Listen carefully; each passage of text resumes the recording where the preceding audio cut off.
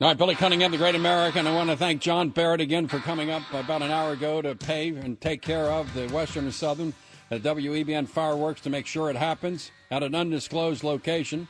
Also, in about 1 hour, is Governor Mike DeWine on his twice-a-week update. But until then, Evan Millward of Channel 9, 9 stands for Sports and News, as a column posted, "This is not a time to be quiet. Tom Brenneman helped me understand."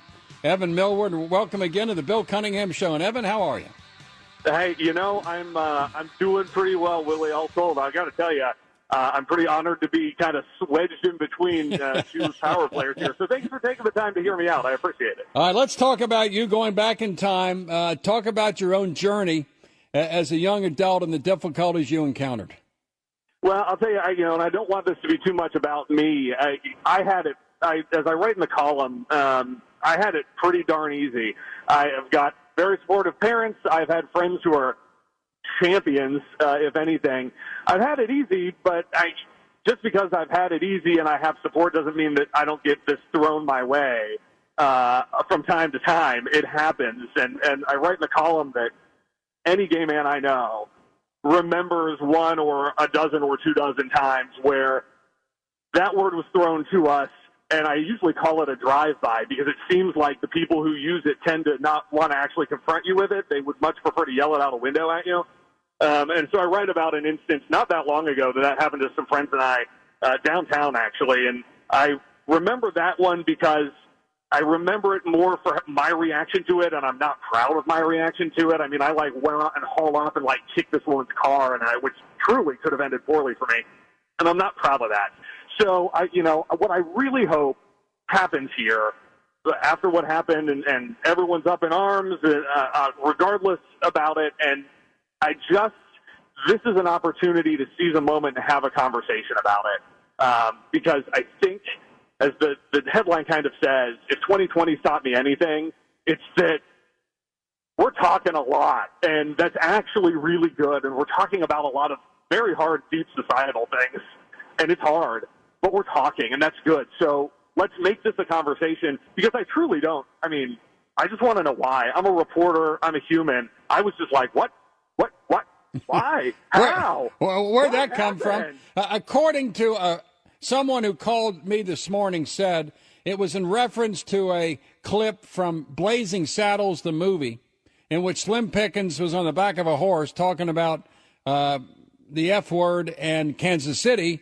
And it was in reference to that because they were in Kansas City. That was the context. And that doesn't make it right, but it just was the context. And as a matter of fact, that is maybe my favorite movie of all time for its sincere foulness. And, I mean, it just offends everyone, and that's why it's so funny. But, yeah, that does not excuse it. And no. If that was the reference, he missed it by a mile. There's a very specific reference there. That's another very specific phrase used in a derogatory way. But he missed it by a mile. And so the column ends with me saying, I'm very serious about this. I would love to sit down and just talk about it. Because truly, I'm upset. I'm frustrated. I'm frustrated. And I write, I grew up watching the Reds. I went to Ohio U. I'm a fellow Bobcat. We talk about Tom Brenneman, and we talk about this career, this storied career that isn't going anywhere. I mean, it wasn't over. I don't think it is over, but that's not for me to decide. But we talk about it, and I was like, I have to understand. I have to understand what this is. And I think so much today, we do a lot of yelling, and then we shut things down, and then we've never actually dealt with the issue. Right. Kind of like a drive-by. My question is, what do we do about it? And I would love to talk to him about it. You have some statistics in your column, which I think is illustrative of the difficulties. I never made the decision when I was 13 or 14 to like girls, and it just happened. And there are many times I think you didn't make the decision to like boys when you were 13. It's just happened. It's who you are. And it's a very confusing time because you're like, I've been told this is not how things go. What is this? And that's why you see so much mental health concerns with kids. But yeah, I mean, I just pulled some of the statistics at 2 a.m. as I was writing and then rewriting and then deleting and rewriting. Now, you have 8.4 times more likely to report having attempted suicide, 5.9 times more likely to report high levels of depression, 3 to 4 times more likely to use illegal drugs, 3 or 4 times of unprotected sex, self-image difficulties. I'm not normal. Every time you drive down the highway, there's a beautiful girl up there. Your friends are talking about women and girls, and may I say often a negative reference, and you don't fit into that crowd. And then when you finally do come out and you say who you are, you have to put up with many times, not in your case, but moms and dads and families and brothers and sisters putting you down, laughing at you, saying, okay, you're not going to have kids.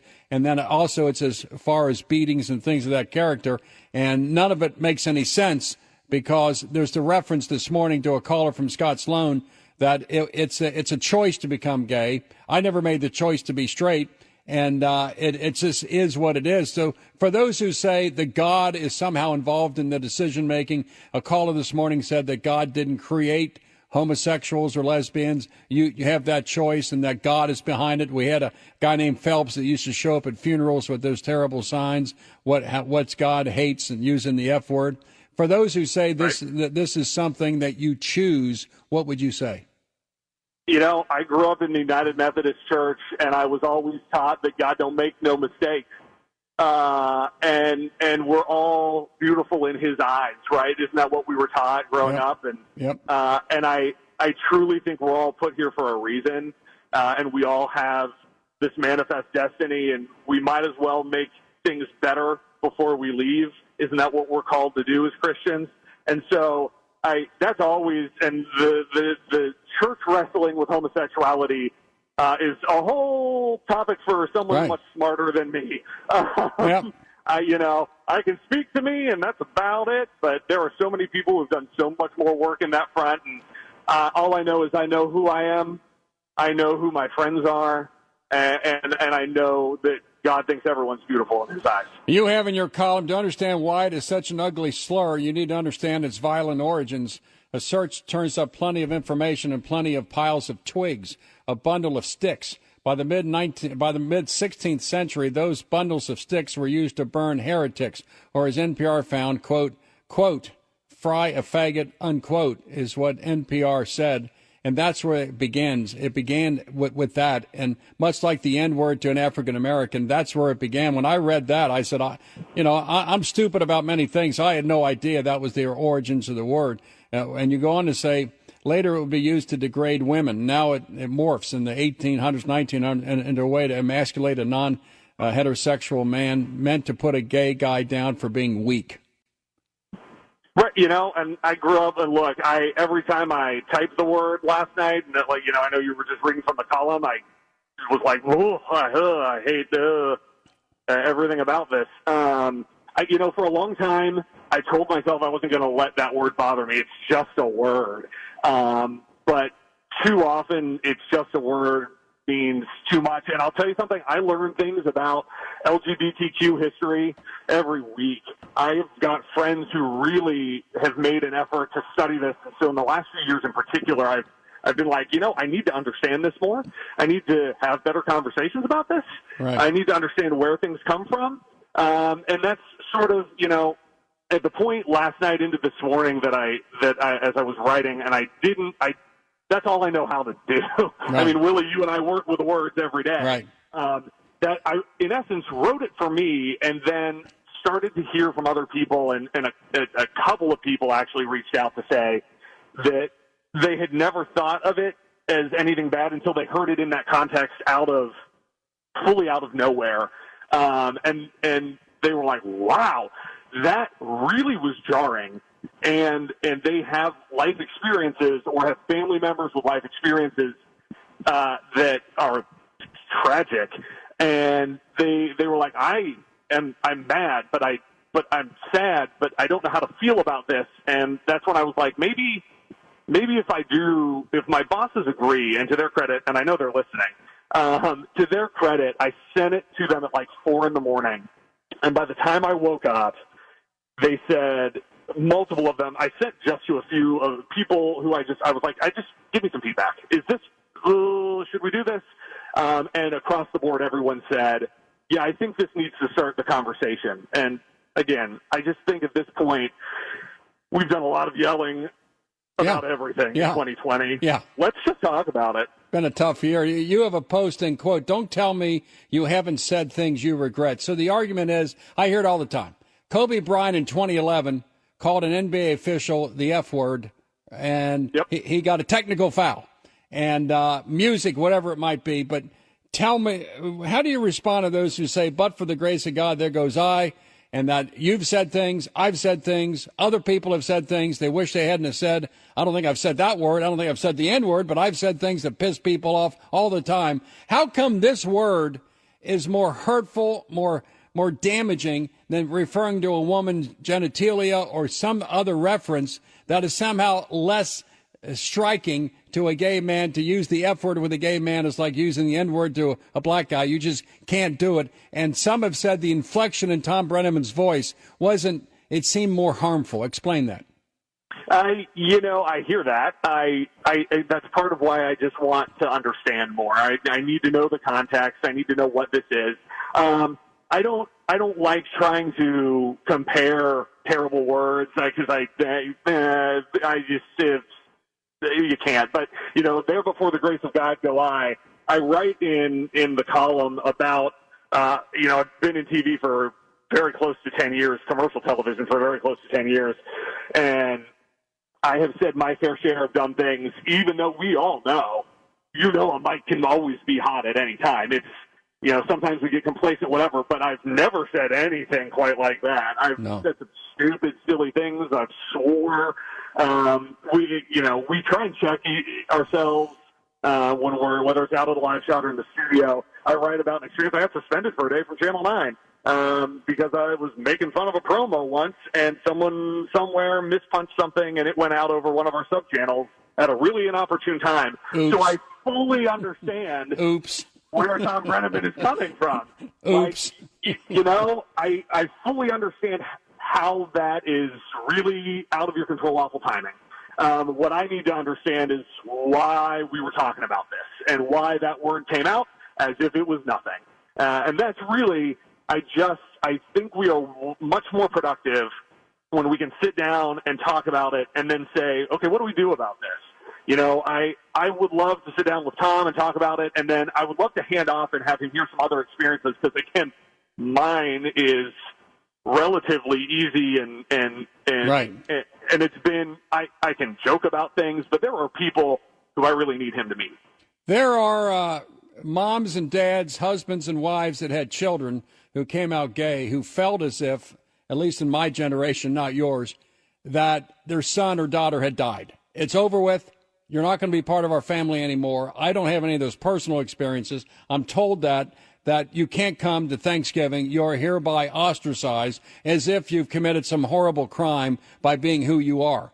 I think in the last 20, 30, 40 years, we've come a magnificent direction in the right way to accept people, let others judge and a divine character. But as far as human life, I like dealing with you because your first name is the same name as my son.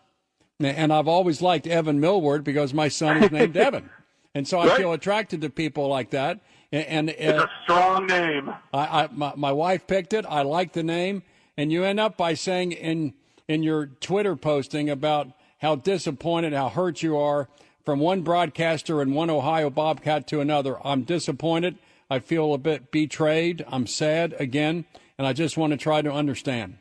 And so assuming the apology is heartfelt, and I know Tom Brenneman a lot better than you know him because I consider him a good friend of mine. He is destroyed. He is profoundly sad. Evan, where do we go from here so this is not just a moment, but it changes hearts?